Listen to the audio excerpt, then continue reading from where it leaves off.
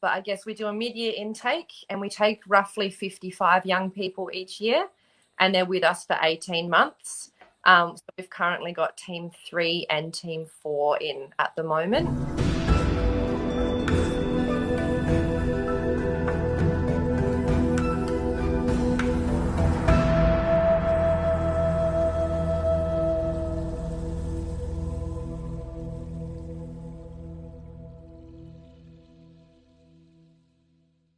G'day, everybody.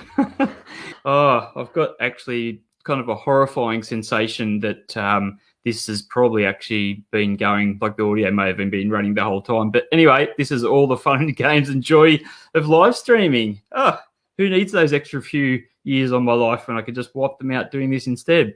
So look, I'm actually really, really excited about today's episode with Youth Inc. We've got Alex and Nia, and we've got a whole cohort of people who are learning in this, what I hope to see be a fashion that gets rolled out nationwide and, either through themselves or through other schools like them or educational facilities, whatever they go by, that it goes worldwide. There's just way too many people who just simply because they don't fit the traditional academic model, i.e., they don't love studying or they find it hard to study and learning those traditional, methods, and maybe they don't cope well under the pressure of doing tests or retain knowledge, and therefore deemed as being less intelligent. And, I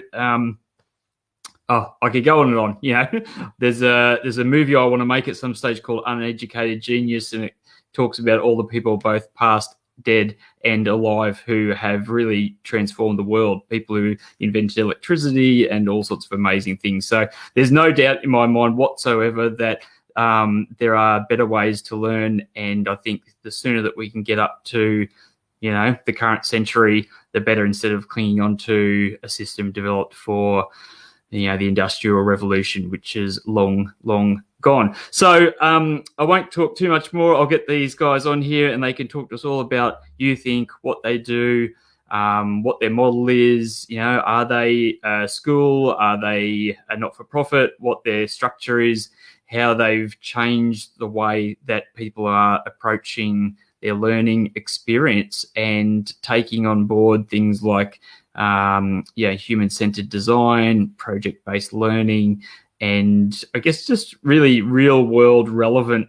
application. And I think that was one of my biggest challenges for sure at school, is that there were so many things that I think I tuned out of quite young because I just thought, what's the point of this? Like, there's no need for me to know this information. And Mr. Bastic, my maths teacher, I'm sorry, but I still hold true to that. I know I was making those comments all the way back then, and I still feel the same today. I don't need to be able to calculate the volume of like a shape bent around the XY axis.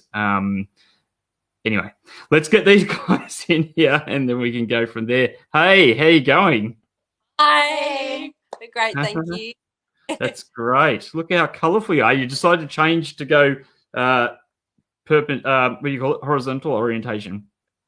It's on the phone, so we're hoping. Should we turn over? If you can. Yeah. Cool. Oh no, actually.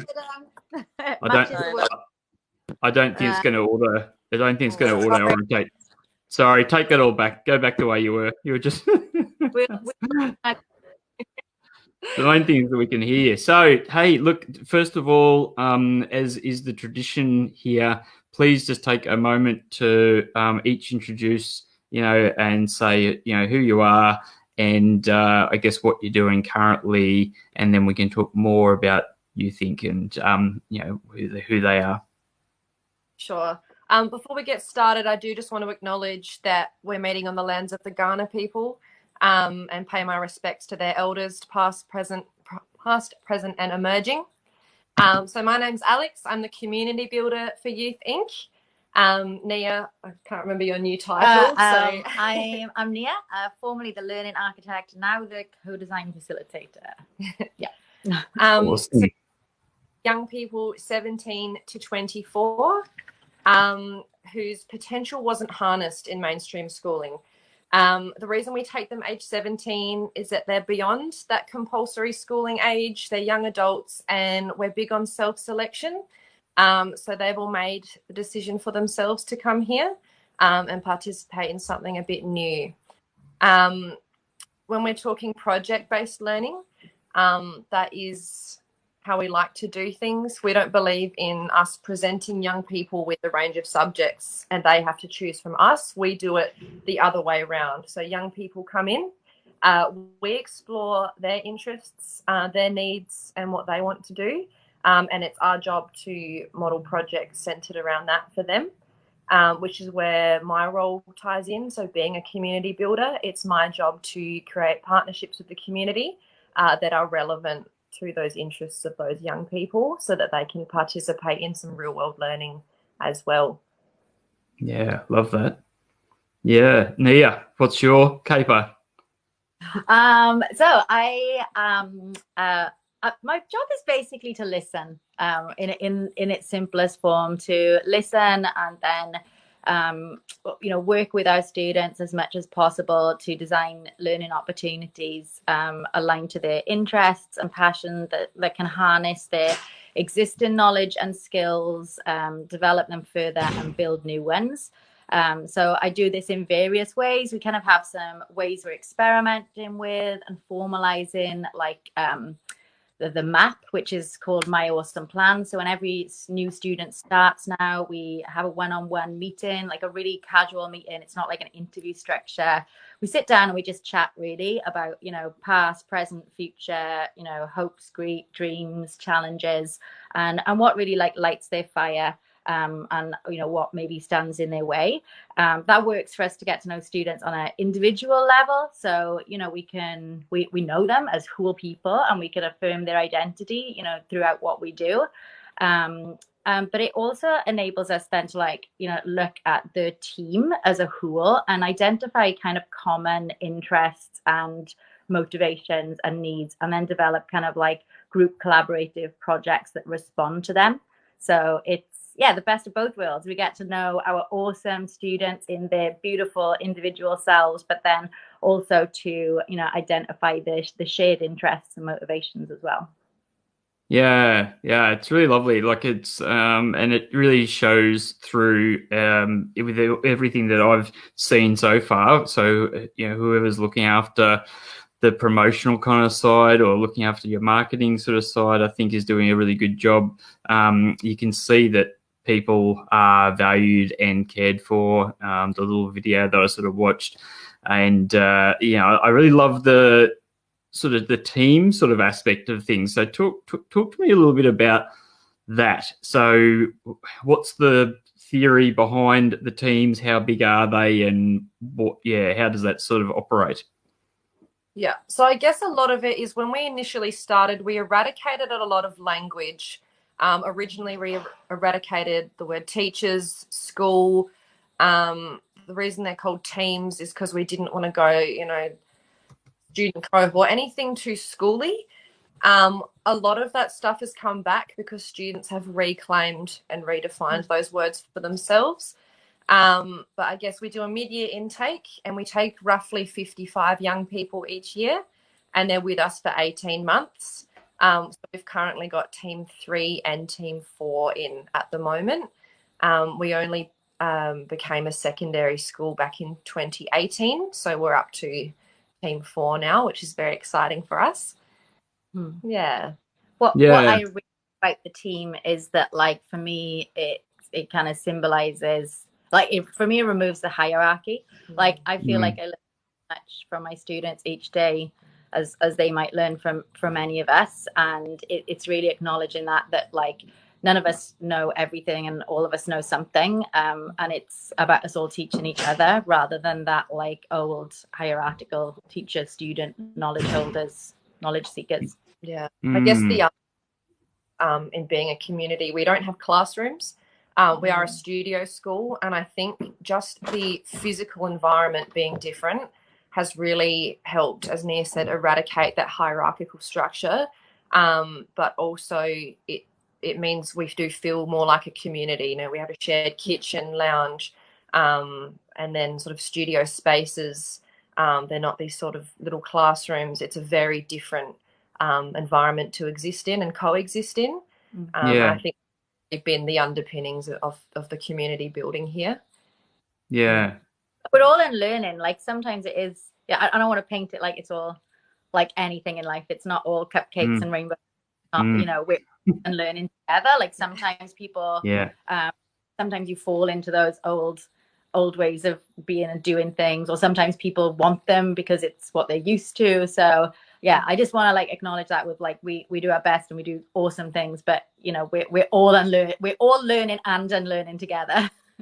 Yeah, absolutely. And it's one of those things, I suppose, it's kind of healthy it's almost like some people deal with diagnosing things within a diet, right? So you maybe eradicated a lot of the language out, but then found that maybe there was no need to get quite as carried away, and that some of the terms function fine, but with people having a new, I guess, understanding of, you know, how it's all operating now. So how did it all start? Like, let's wind the clock back. Who sort of launched it? Whose idea was it? And you know, when did it first become a thing? So I'm really hoping I'm going to do this story justice here. And I hope Fred, my director, forgives me if I don't. But Fred Height and Sparrow Chapley, I reckon it was over a decade ago, began Youth Inc. It was never a secondary school. It began as sort of short courses to help young people gain employment and some life skills. And my understanding is that along the way I identified that what young people needed was support in well-being, and something a little bit more than just employment. So it's sort of evolved over the years into this new big model that we have now, which has not only the sort of educational school element, but the well-being stream and the work-ready upskilling, looking at employment, kind of. They're the three sort of pillars that we have. But the Sparrow Chapley, the Chapley family are a main benefactor, who have been the crucial part in bringing this to life. We owe them a lot of gratitude. And Fred Height, our director, is a real visionary. And has, they're the two that we owe to our existence. And if I can rewind back a tiny bit further, Spiro's father, Mr. Nick, who actually came here as a refugee from, I forget the name of the island just outside of Greece.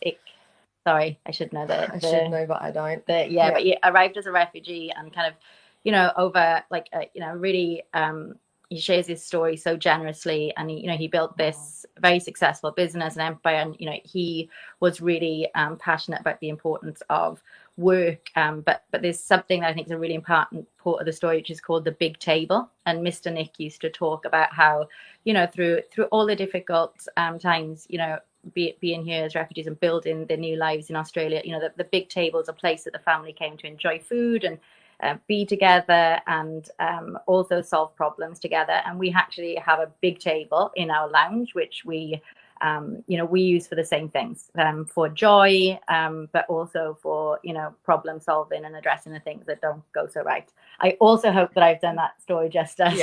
But I think it's a really like important symbolic part of our story that, you know, even takes it back, you know, intergenerationally, that this has kind of emerged over generations. Amazing.